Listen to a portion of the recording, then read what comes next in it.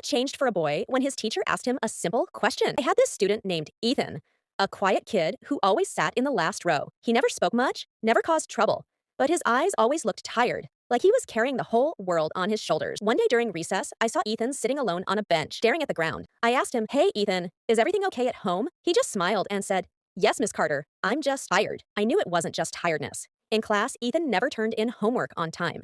He would hide behind his desk when I asked questions, even though I knew he knew the answers. One day, after school, I found a notebook he'd left behind.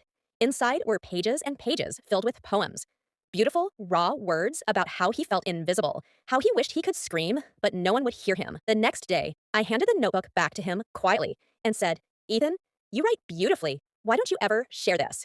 He whispered, "Nobody wants to hear me, Miss Carter. At home, at school, I'm just extra noise." A week later, his father came to school, yelling in the hallway because Ethan had forgotten a worksheet. He kept shouting, "Lazy boy!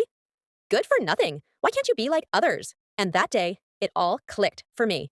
Ethan wasn't lazy. He was drowning. He was scared that every word he spoke would be wrong, every answer would get mocked, every effort would be useless. So he chose silence. After that, I changed how I taught him. No surprise tests. No putting him on the spot in front of everyone.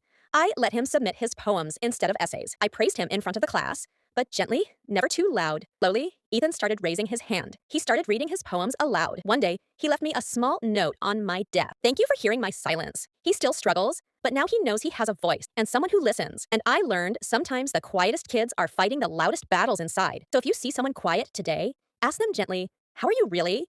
You might change a life